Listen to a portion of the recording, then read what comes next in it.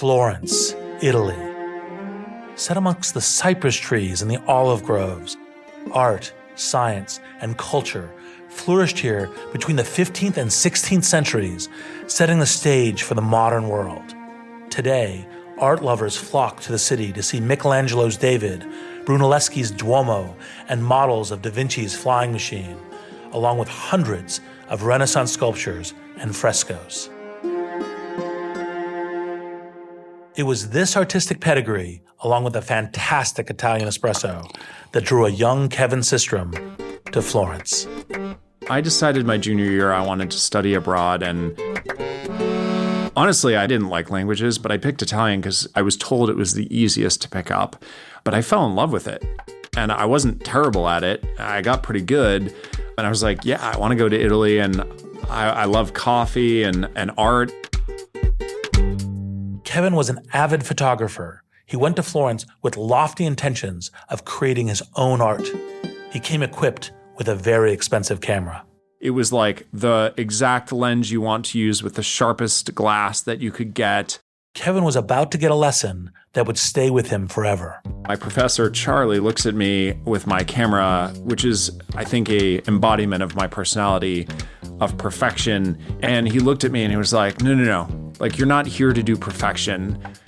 Give me that. So I did, and I thought he was going to tweak with the settings. And then he went into the other room, came back with a plastic camera. And he's like, you're not allowed to use your camera for the next 3 months. And I had saved for this thing. So he gives me this camera, and I'm looking at it. It's like a toy camera. Charlie had replaced Kevin's prized professional rig with a simple, cheap Chinese camera known as a Holga. If you haven't seen a Holga, it's like a toy camera. It's got a plastic lens, and light leaks into the side of it if you're not careful. And he's like, you have to learn to love imperfection. With his new toy in hand, Kevin immersed himself in the art and cafe culture of Florence. He soon embraced the simplicity of the Holga. I started taking pictures on the go when I was around Florence, and I would bring it back, and he would show me how to develop these photos. And they were square, first of all, but they were slightly blurry and slightly artistic. Then he showed me how to add chemicals to the development bath so that it could actually tone the black and white photo with different colors. So if you're listening to this and you know Instagram, you see a connection, right? Square photos and filtering photos. That's right. Kevin Systrom would go on to co-found Instagram, the photo sharing app, the app that gave everyone access to the aesthetics and the appealing simplicity of the Holga. If you go back to my profile and scroll all the way back, it's blurry, it looks like there are light leaks, etc. And two and two just came together. I think the best products are usually built based on personal experience from your past. And you never know exactly what parts of your past will come together to form that puzzle and be a product that you want to build for the world. But inevitably, something from your past triggers a memory and you say, you know what, people might just like that. People certainly did. Over 1 billion of them. And each day, more people fall under the fantastic plastic spell conjured by Kevin's first encounter with that Holga. His early lesson in the power of simplicity hit the App Store and social media networks at exactly the right time. I believe simple ideas can soar to massive scale, but only if you steer them to catch the prevailing winds. You got to have incredible talent at every position. It's like this huge push. There are fires burning when you're going home. Can you believe it? Such an idiot. And then you go back to, this is totally going to be amazing. There are so many easy ways. So what to do? I have no idea what to do. Sorry, we made a mistake. But you have to time it right. Oops. Working out of a 3-bedroom apartment. Stuff that just seems absolutely nutballs 10 years later. I was like, well, that's just how you do it. We haven't made it. Just how you do it. This is Masters of Scale. I'm Reid Hoffman, founder of LinkedIn, investor at Greylock, and your host. And I believe simple ideas can soar to massive scale, but only if you steer them to catch the prevailing winds. Regular listeners of the show know that I often compare the entrepreneur's journey to jumping off a cliff and building a plane on the way down. But some founders do something even more daring. Instead of scrambling to build a jet, they craft the simplest possible glider. They strip out every part of the plane you'd think they'd need to stay airborne. The engine, the propellers, the wheels, and they coast on the prevailing winds. A glider is the model of simplicity. And with the right pilot, simplicity means agility. The ability to swoop enormous distances and soar to great heights, so long as you know precisely when and where to catch the right updraft. It's the same with companies. A simple business idea can soar to scale if the founder knows how to read and ride the prevailing winds. I wanted to talk to Kevin Systrom about this because he and his co-founder, Mike Krieger, achieved the impossible with Instagram. Not only did they launch a dead simple app that blew up the internet, but they did it with the smallest, simplest staff imaginable. Only 13 people worked at Instagram during its first 18 months when it reached 30 million users. That's well more than 2 million customers for each team member.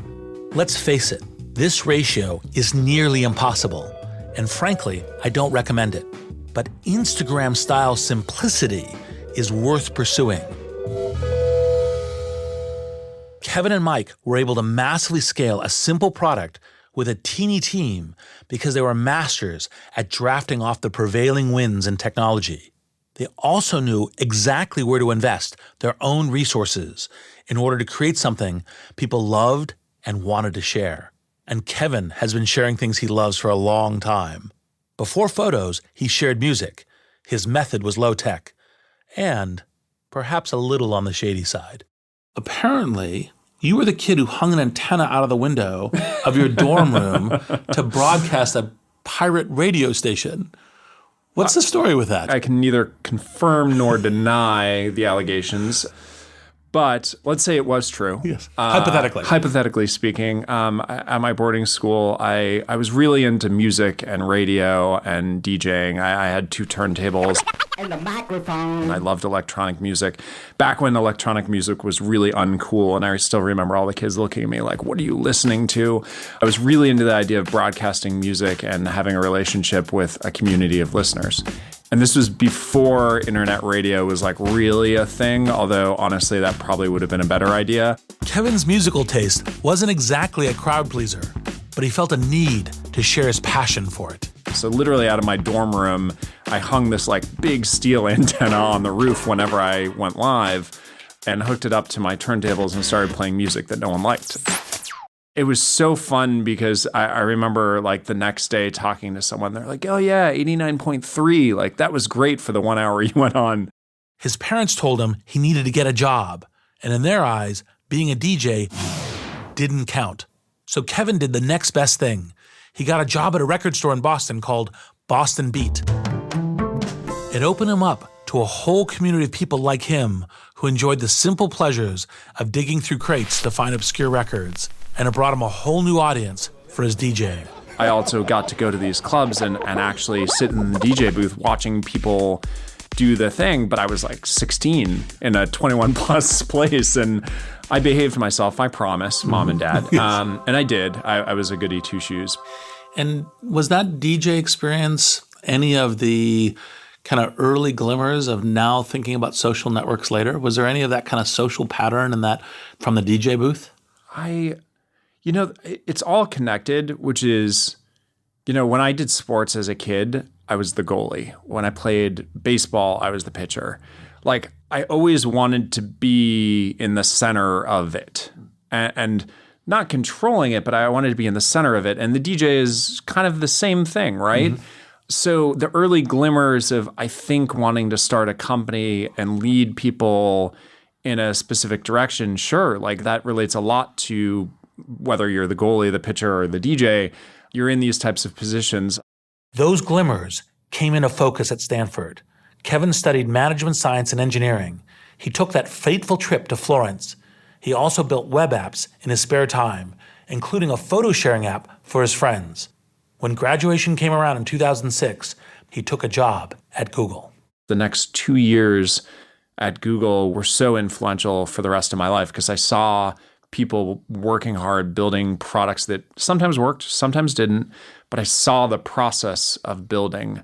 Kevin soon moved from a team that was building new products to one that was charged with acquiring them. He loved it. But there was one problem. It was 2008, and the market tanked after the financial crisis. And Kevin? He got bored. I was complaining, hey, like, the market crashed, we're not buying any companies, what should I do? And one of my coworkers was like, you should pick up golf. And like, unironically, just like looked at me and was like, learn to love golf. At that very moment in my head, it was like, ding, you're leaving. I'm 25 or 6 or whatever. Like, I'm too young to go pick up golf. Kevin fled the fairway for a travel startup called Next Stop, founded by some former Google colleagues.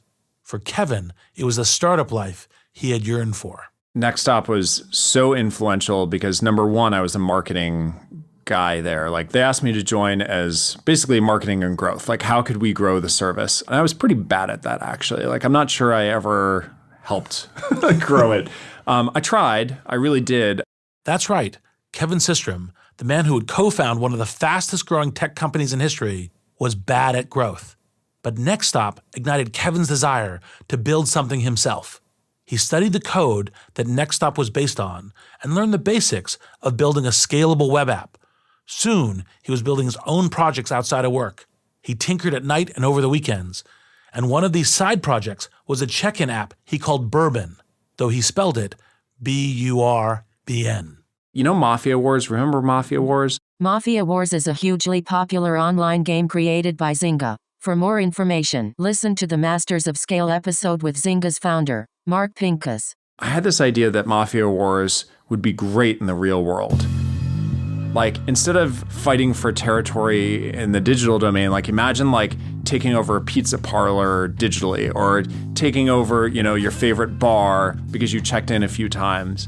You could join families and war against each other. And that's why it was called Bourbon, because it was supposed to be like speakeasies, 1920s, whatever. Bourbon was a simple app. Sometimes simplicity is intentional. Other times it's foisted upon us by limitations in time, in resources, or in Kevin's case, his own abilities. It turns out like I wasn't good enough to build all of the gaming features, so it was just a check-in service. And I gave it to my friends and they started using it. This was a time when check-in apps were big. VCs were pouring money into things like Foursquare and Gowalla. If Kevin had persisted in trying to build gaming features for Bourbon, he probably wouldn't have found a backer. But he had kept it simple, and he got some attention.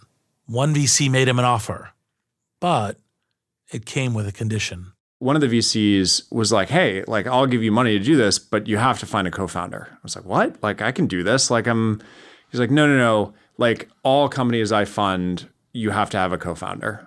I agree with this unnamed VC. In my experience, 2 co-founders are almost always better than 1, and 3 co-founders are frequently better than 2. We have another episode planned on this entire topic. In his search for a co-founder, Kevin crossed paths with Mike Krieger, an old college friend who brought the engineering heft to balance Kevin's product development credentials. We just hit it off. He's one of the nicest guys I know, super humble, but so sharp. I think we've just had a compatible work relationship for the last 8 years, but it all started then and we took a bet on each other. Kevin and Mike clicked instantly. They struggled to push Bourbon beyond 80 users, and most of those 80 users were their friends. We worked on Bourbon. Our friends liked it, but no one else liked it. And I'm like, looking back, I'm actually surprised anyone gave us money to work on this idea. Growth was stagnant. Kevin and Mike examined their options. They identified the 3 most popular features on Bourbon and decided to focus on just one. The features were checking in at locations, coordinating visits with other users, and uploading photos when you checked in somewhere. As you've probably already guessed, they chose photos. What was the insight to, we have to prune everything else away, right? Like, we just have to say, okay, this is the thing, everything else goes. Because there's a natural tendency to say, well, but people like this, and we're getting some positive user feedback, and, we put some energy into it, so we won't develop it, but we'll leave it. What was the, it must all go, this is the thing? I think it was about trying to have a clear story to tell people when we were introducing it to them. I like to say, like, products that do too many things that aren't adjacent, like, how do you explain, like, if you're going to tell a friend about a cool new service that does all these things, like, how do you explain it to them? This is one of the things I love about Kevin's approach to product. He understands that he needs to excite users, but he also needs them to tell their friends. And if they can't do that in a single sentence, they're less likely to do it at all. So Bourbon, the check-in app, became Instagram, the photo app. Kevin and his co-pilot Mike had jettisoned the dead weight. They had decided on the basic structure of their glider, and they had identified the first gust that would propel them on their journey. Now was time to bank hard to capture that breeze. They did this by creating Instagram's killer app, its filters. Kevin wished he could take credit for it, but he says it was actually his wife's idea. It came to them during a trip to Mexico. We rented a little room in a bed and breakfast, and I was working on Bourbon at the time, and we were pivoting to photos, but she was like, I don't think I'm going to ever use this app. I was like, why not? She's like, well, my photos aren't good. And I was like, well, that's fine. Like, you can post photos. It'll be good. And she goes, well, they're not as good as your friend Greg's. And I was like, well, Greg filters all his photos. And she looks at me and she's like, well, you should add filters then. I was like, you're right. I should add filters. I hear stories like Kevin and Nicole's all the time. Entrepreneurs take note. An honest partner is always your best source of ideas. Kevin was smart enough to listen. I went back to the bed and breakfast room, and with a dial-up connection in Mexico, of all places, I was looking up code on how to change colors in photos. And I made the first filter there on the spot. And it's still in the app called X Pro 2. X Pro 2 was one of the 11 original filters that Instagram launched with. Each of the distinctive filters added the kind of blurred edges, color wash, and light leaks that gave even mediocre photos a sense of nostalgic meaning. And when Instagram launched, there were a lot of mediocre photos. Phone cameras were still primitive. Many years later, when I looked at the idea of having this kind of like not so great iPhone 3G camera, I mean, back in the day, it was kind of blurry, effectively like a toy digital camera.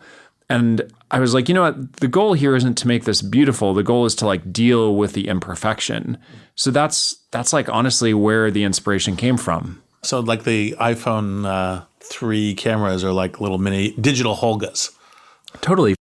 It was as if Kevin and Mike had handed each of their friends a Holga and told them not to sweat the details. Instagram will give your snaps the wow factor. All you need to worry about is pointing and shooting. Any person we gave it to, their eyes lit up because they were like, oh, like my photos seem so much better now. And that was the moment when we realized we think we have something. Filters were the simple feature that set Instagram apart. But Instagram also made it simple to share those beautiful photos. And this was its true secret to scale. And I remember hearing from people, they were like, whoa, I just got a like. And I was like, yeah, because it's network. And they're like, oh, I didn't realize it. I thought it was just a camera app. Before Instagram, other photo apps kept people inside them. They didn't create a network in the app, and they didn't leverage social networks. But here, with Instagram, the loop was piggybacking on all these existing networks. We had Tumblr, Posterous, Twitter, Facebook. I'm trying to remember the other ones. Foursquare, I think. Instagram wasn't the first mobile app to offer photo filters, but it was the first to tap seamlessly into the social network ecosystem. What it did better than any other app to date was leverage these new networks to enable massive scale. These networks were like the trade winds that let Instagram soar almost effortlessly. The problem is that you have this app that's a network, but no one's on the network, and it only becomes useful once people are on the network. So you have to have what we called single player mode feel awesome. And it turns out single player mode as a app where you could take a photo, filter it, and share it to many networks at once. That was utility in single player mode. Like no one else needed to use Instagram at the time to make that useful. It was a tool for you. But if we wanted to get lots of people downloading it, they'd have to see the photos, the output. And it just turns out the square photo and the borders and the links to Instagram were calling cards, which effectively said, if you like what you see, you too can go do this exact thing, download this app. Instagram was an insta-hit. On its first day in the App Store, 25,000 downloads. Within a week, 100,000. Within 10 weeks, 1 million users. Instagram had entered multiplayer mode. The viral loops were kicking in, with some strategically placed help. Kevin and Mike had put the app in the hands of 100 artist influencers, and it paid off.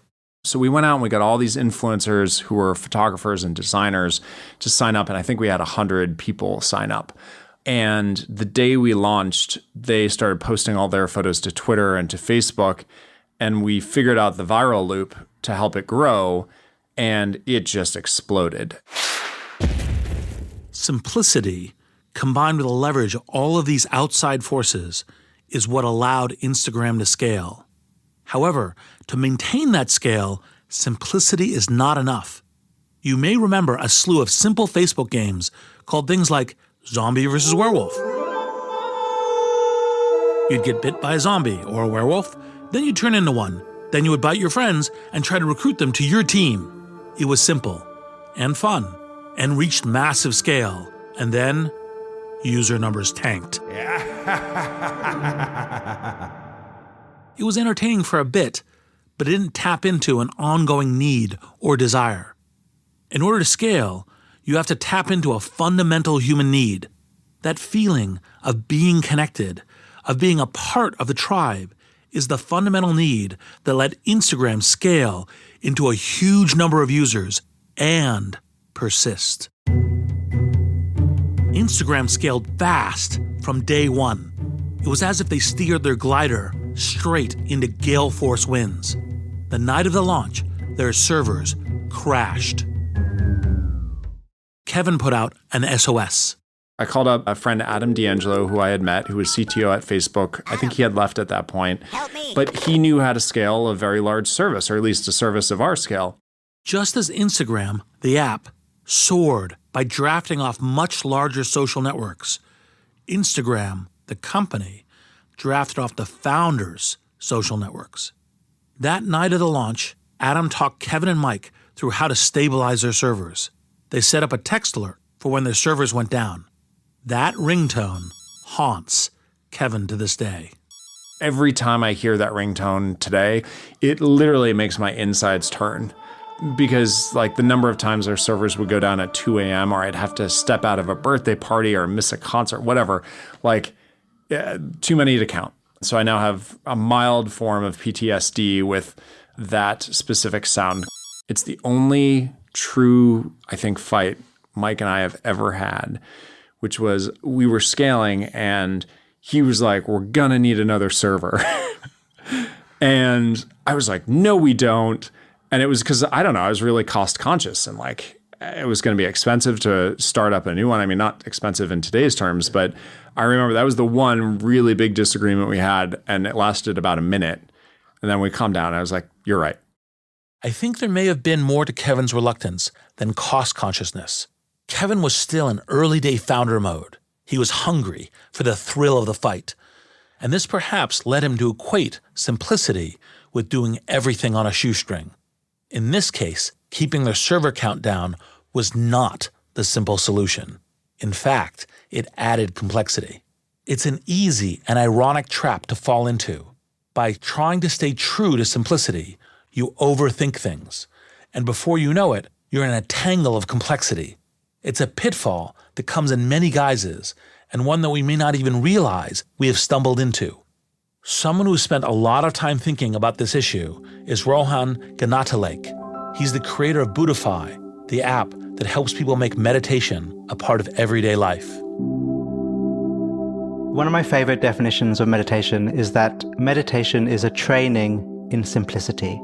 And from a mindfulness perspective, I would say that simplicity and complexity are actually not the opposites of each other. If you look at it in a different way, simplicity is what's here and complexity is what we lay on top of it. Note that Rohan isn't saying complexity is necessarily bad, but it is something humans have a tendency towards. But even when we're trying our best to glide towards simplicity, these efforts themselves can bring us into complexity. Along the way, sometimes some of us can get fixated on the process as opposed to the outcome. And suddenly the startup's more important than solving the problem. Suddenly my status as a meditator is more important whether I can actually be present with my 2-year-old when I'm playing with him. And I see it all the time in both of those worlds. And I think a really powerful thing to do, whether you're thinking in the context of business or in the context of mindfulness practice, is to, every time you're practicing, remind yourself why you're doing it. And then that will give you the orientation, the energy and the inspiration to avoid falling into that pitfall or that trap. Because it's something I've done several times in the past, both on the business side and on the meditation side. Kevin and Mike made brilliant choices to keep their product and staff simple. Remember those numbers? They ran a massive service with the leverage of just 13 employees. They were able to keep their staff small because of the specific decisions they had made to keep their products simple. They simply didn't do things that other companies would have considered vital. Instagram was an iPhone app. It wasn't on the web. It wasn't even on Android. They didn't make any revenue, so they didn't need sales. They didn't need payments.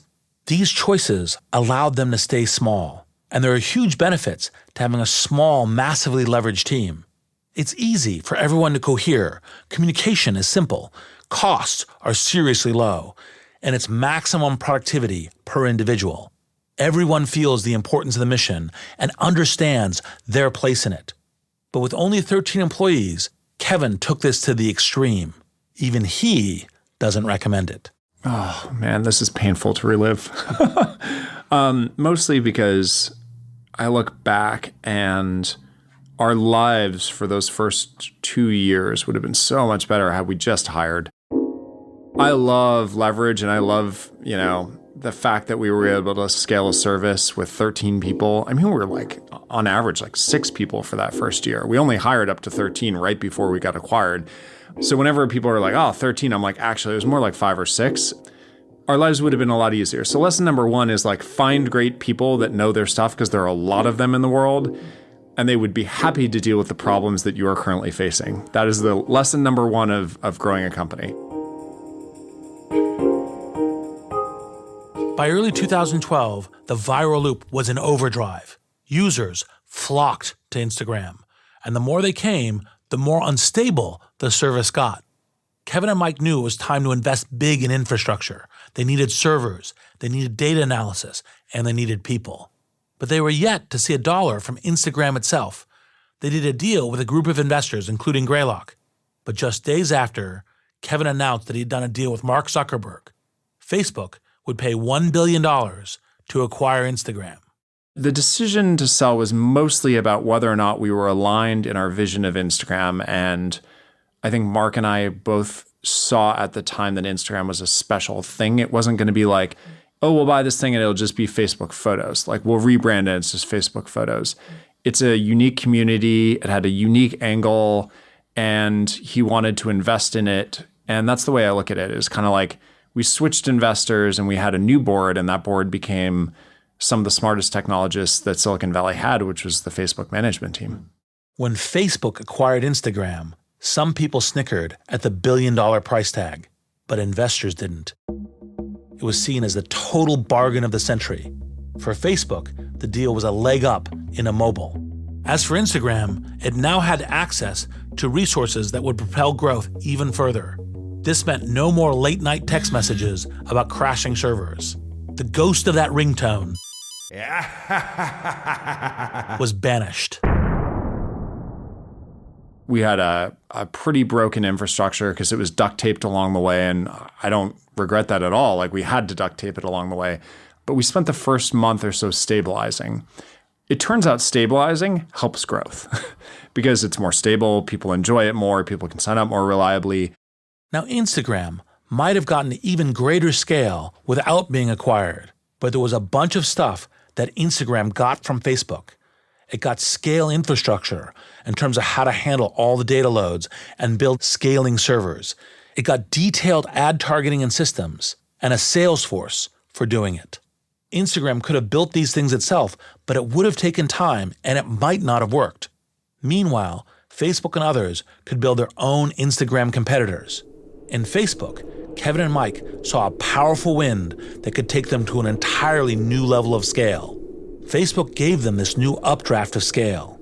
Facebook also had something else, a sophisticated means of measuring and capitalizing on user growth. And I believe they had pioneered this was the growth accounting formula, which is, okay, like your net growth on any given day, you can break it up into separable parts. It's how many new people came in the door, how many people decided to stop using you, and then how many people who used to use you decided to use you again. Plain and simple. Those three terms equal net growth. This analysis meant Kevin and Mike could hone the viral loop. There were a bunch of those critical numbers early on that then we kind of started to instrument and realize, you know what percentage of users get this number of followers in the first week? And we could track that and then ask ourselves, hey, how do we drive more followers to people? And how do we make sure that new users get enough engagement on their first few posts? Without measurement, you're kind of wandering around in the dark and you're not able to produce something that has product market fit. But even with this influx of resources, there was one thing Kevin and Mike were determined not to change: their commitment to keeping Instagram simple. Our first value, meaning when we wrote out our values, the first one on the list is keep it simple. When we started Instagram, we went from solving 3 or 4 things to solving one really well. And we saw that pay off in spades. And I think the hard part is when you grow a service, and let's say you have hundreds of millions of people using it, you have varying use cases, you have varying stakeholders. Some are businesses, some are celebrities, some are video stars, and some are creatives. You have pets on Instagram, right? Like, how do you keep it simple when you have so many people use it? To this day, they have regular meetings so that the whole team can re-examine the app. Kevin thinks long and hard about adding new features, and he will only do so if there's a clear case for them. Often, that means spotting any interesting or unexpected ways people are using his product. So when we added video to Instagram, that was a big move. That's an evolution of how people were already using it. Stories, same thing. Messaging, people do it all the time in comments. So adding complexity is okay as long as you don't add orthogonal use cases that feel totally unrelated. When we do that, we typically launch separate apps, or we consider doing that. But I think it's important not to just not build features. I think it's important just to think about the number of use cases that you have and ask yourself, are you keeping those in a limited set? It's something worth asking yourself on a daily basis. But don't let it turn into an exercise in self-doubt. Many ideas require careful thought, but they also need swift and decisive action. Far too many times, entrepreneurs assume that things aren't reversible. Jeff Bezos talks about one-way doors. He likes employees to make decisions quickly when there are, two-way doors or revolving doors. But when there are one-way doors, think long and hard. Yep. And I think often people confuse one-way doors and two-way doors. There's a danger if you rush through a one-way door that you won't be able to find your way back inside. But the greater danger is not taking any doors. If you don't change the service, I think the world changes underneath you and you become less relevant. So the lesson is to not change the service, but rather, what do you change it to? And when you change it, how do you keep it feeling simple? This philosophy of Kevin's, like Instagram itself, is a study in simplicity. Kevin knows that the winds around him are changing constantly. And in order to stay aloft, you have to steer towards the most powerful prevailing winds. You might even need to redesign your glider, but it has to remain simple. I'm Reid Hoffman. Thank you for listening.